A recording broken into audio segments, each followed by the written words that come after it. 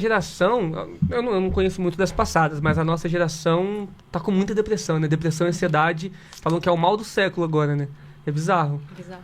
Então, é legal, né? A galera ouvir isso daqui e tentar fazer e procurar um psicólogo também para tentar ajeitar isso. Né? Uma reação que eu vi bem diferente de uma pessoa que perdeu um ente querido e tudo mais, foi no caso do Zoro.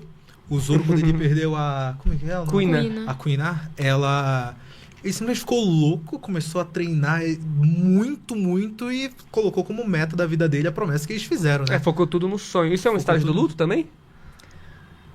Determinação num sonho pela pessoa, não sei. Se entregar. Obcecado naquilo. Se entregar para aquele... O sonho de uma outra pessoa, não sei. É que era dele também. É né? dele também, sim. Eu acho que ele levou como um combustível ali, né? Ele pegou aquela sensação e ele levou pra algo que já existia dentro dele, né? E ele tentou amplificar aquilo de alguma forma, também levando esse sentido junto, né? Não sei, a Ju que é a mais... a gente vê alguns resquícios dele vivendo isso ainda, quando ele encontra... Lá no início do anime ainda, ele encontra a... Puta merda. A vice-tenente do Capitão da Fumaça, do Smoke. Isso, do Smoker. Quando ele encontra ela e ele vê nela a Kuina, né? Então a gente também vê resquícios dele vivendo a Kuina ali em vários momentos, né? Então é um luto que ele meio que também não trabalhou muito bem, né? Isso é um ponto interessante. Eu acho que muita gente pergunta, a gente vê muito em Naruto isso e tal, mas a pergunta é, até que ponto um sonho, a busca por um sonho, pode se tornar prejudicial para a cabeça da pessoa? Se isso estiver trazendo prejuízo pra ela ou pros outros ao redor. Eu acho que mais ou menos isso. Um exemplo que eu tenho muito bom, pelo menos pra mim, é o caso do Rock Lee. O Rock Lee eu vejo que é o clássico talento versus trabalho duro. E quando ele perde a luta, eu lembro muito que o Kakashi chega a dizer pro Naruto, o Naruto fica lá reclamando, não, ele ia ganhar e tudo mais, aconteceu isso, ele tava obcecado pelo sonho, e aí o Kakashi fala, ele tava tão obcecado que ele não pensou em nada, ele sacrificou o seu futuro e o seu corpo pelaquilo. Então, realmente, dependendo da situação, não é uma coisa boa. Eu acho que tu tem que sempre saber até onde dá pra ir, né? Eu acho que... Os seus limites naturais. Os limites, os naturais, os psicológicos e afins. E, cara, o Rock Lee é um personagem muito fascinante por isso, né? Então... Eu tô fazendo personagem bobo, né? Tá mesmo. Kratos, tá Rock Lee, esse Zag, meu Deus. Cara, até pra falar do Rock Lee... Zoro. Zoro é bom também. Tem um estudo muito massa que surgiu na Alemanha, né? Não sei se vocês já ouviram falar na dopamina, né? Que tá em alta, assim, é tópico, né? O jejum de dopamina. TikTok da dopamina em todo mundo. É um negócio aí. A dopamina... Só vai ser muito engraçado se ela tiver com um corte e tiver aquelas faquinhas cortando areia. De queijinhos satisfatórios.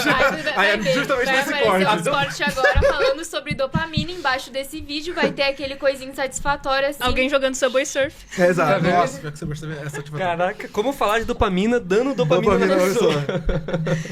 A dopamina geralmente a galera associa justamente ao hormônio do prazer, né? Mas esses estudos vieram e eles mostraram que não necessariamente é do prazer, né? Ela é da motivação, ela é muito ligada. A Ju tomou água agora.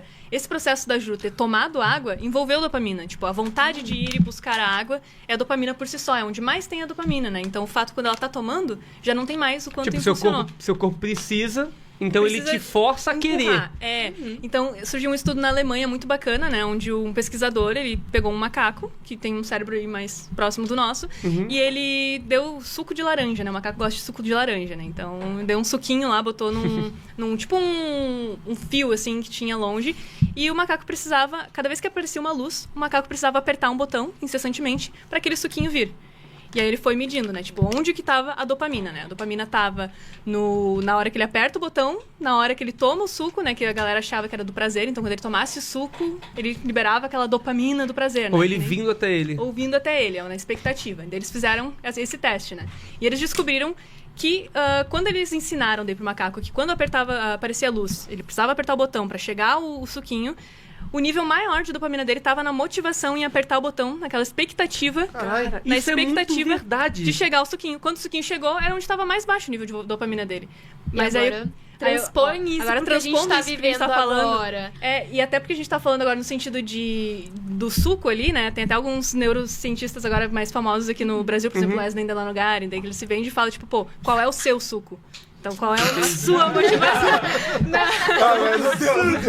Mas existe o máximo que eu pude, né? Acho que eu não falo. Qual é o seu suco? Eu não consigo. O que você faz quando ninguém tá te olhando? Fake Porra. Mary! Quem consegue pausar a palavra suco, velho? Depois que o cara fez isso, mano. Acabaram com o bordão Cara, do Wesley, coitado. Mas isso é muito verdade, porque eu já ouvi muitas vezes pessoas falando também que a motivação e o prazer tá no correr atrás, no tipo, você buscar o seu sonho. Quando você realiza, você fica, é só isso, realizei? É ter o sentido, exatamente. É ter o sentido pra te ir ali, né? Pra te correr. Então, o macaquinho, ele apertava o botão, ok, ele sabia que tinha o suco que ele iria ganhar.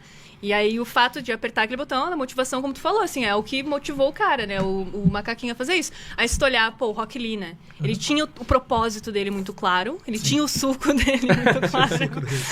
E tinha mesmo, pô, eu achei parado o Rock Lee. Ele tinha o suco dele muito claro. E aí, ele foi... Pô, o treino dele rendia mais, ele ia com tudo, ele Mas ia aí com que toda tá, a força. sobre o Rock Lee. Não sei se vocês vão concordar, mas eu sinto que por muito tempo da vida dele, ele foi forte fisicamente, mas não forte na cabeça, É porque psicologicamente. ele perdia, ele treinava e perdia pro Neji. Aí ficava, porra. E mesmo assim, nos momentos em que o Neji nem precisava falar, ele só, tipo, ele já estourava. ficava, Ele já estourava. Tipo, ele não confiava, talvez, nas próprias habilidades dele. Sempre foi muito triste no sendo início, que, assim, né? sendo que ele foi uma pessoa que venceu até mesmo o Sasuke. Então, tipo... Vocês acham isso? insegurança, né? Ele tem uma insegurança nele. Ou, eu tô falando demais, é muito insuportável. Pode ir, pô. Bom, a gente tem um sistema, assim, que a gente chama de sistema de crenças, né? Então, desde quando a gente é pequeno, a gente vai vendo o mundo ao redor e a gente vai montando a nossa visão do que a gente acha que é verdade, a forma com que a gente vê as coisas e o que a gente acredita. Tudo isso, desde que a gente é pequeno, a gente vai juntando informações conforme as nossas experiências de vida. Aí é a crença, né? Então, a gente vai montando várias crenças diferentes, até quando a gente é adulto, a gente continua montando esse sistema de crenças. Aí, bom...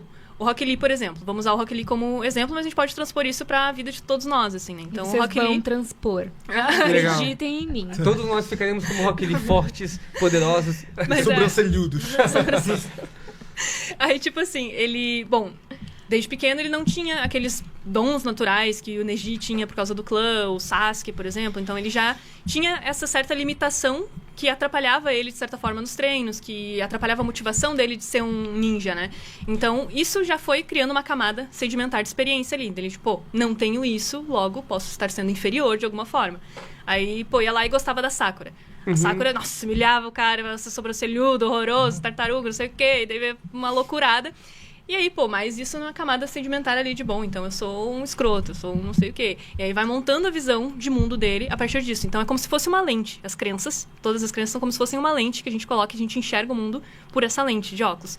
Então, qual o sistema, assim? Então, pode ser uma crença de, pô, abandono. Tipo, as pessoas que eu gosto me abandonaram. Naruto, por exemplo, uma crença de incapacidade de abandono. O Rock Lee seria essa crença de insuficiência, de tipo, pô, eu corro atrás, eu não consigo, eu corro atrás mesmo assim, eu não consigo ser bom o suficiente como Neji, eu corro atrás mesmo assim, eu não consigo conquistar a Sakura. Então isso foi fazendo as lentes dele ficarem cada vez mais sujas com essa percepção. Eu acho que eu vi um vídeo no teu canal sobre isso. Sobre Isso, crenças é, disfuncionais. A gente Complexo chama de isso- inferioridade do Rock Lee. Isso, a gente chama isso de crenças Crenças disfuncionais. São Entendi. lentes distorcidas de enxergar o mundo, né? Então, na psicoterapia, a gente tenta limpar essas lentes com fatos. Tipo, pô, vamos tentar botar isso em perspectiva. Vamos ver. Ok, a Sakura te rejeitou, mas será que todas as outras pessoas também vão te rejeitar? Então, a gente vai Sim, tentando... aí ferrou. Sim, Aí é foda. E aí, a partir daí, então, o que acontece? Bom, se tem um... Aqui, água. improviso, freestyle. Aí vamos supor que... Caraca, joga aqui cair em pé. Eu sou Rock Lee. Eu ia achar incrível, velho. Eu ia achar incrível. Ia ser icônico. Mas, ó, vamos supor que aqui é a crença. Aí a garrafa faz de conta que é a crença, né? A do Rock Lee é de insuficiência. Então, o Rock Lee, pô, você é insuficiente. Nunca tá Aí cheio, vem, nunca enche. Nunca tá cheio, nunca enche. Aí se vem, por exemplo, uma situação que, pô, venceu uma luta fodida de boa... E ele vai ali e ele não consegue, por exemplo, encaixar esse fato na crença dele, porque não condiz. Como é que eu sou insuficiente e eu venci essa luta Ele foda acostumou a pra caralho? perder toda hora, a não ganhar então, nunca. Ele nem assimila esse fato, ele só Entendi. passa adiante e continua. Mas Mas, isso- agora, se acontece uma coisa tipo, pô, a Sakura me rejeitou. Então, esse comportamento reafirma a crença dele de que ele é insuficiente. Aí Então, ele Não bota. vai encaixar. encaixe. Então, encaixou. Caraca. Então, as situações da nossa vida é assim também. Então, a gente tem nosso sistema de crenças, a gente vai pegando as situações e vamos tentando enfiar elas nas nossas crenças. Tem Dá até um pra ver meme a disso. cabeça do Eric vindo aqui, ó, caralho, minhas crenças mesmo. Não, É meme, a dele é meme. Não, mas tem um meme disso, que é aquele lance do tipo... Que os meninos... Aí um menino fala com uma menina, aí ela responde, sim, quero. Tipo, quero namorar com você, quero ficar Nunca com cheguei você. nessa parte. Nunca cheguei nessa parte, o que eu faço agora? Aí ele vai embora, tá ligado? Tipo, é meio que isso. Não, E mas tem isso... o fato também de, pô, às vezes a situação até é boa, tipo, a situação faz sentido. Às vezes ele, pô, fui muito bem no treino. E aí ele não encaixa mesmo assim, mesmo sendo suficiente pra encaixar, ele Não faz consegue. questão de não Entendi. encaixar.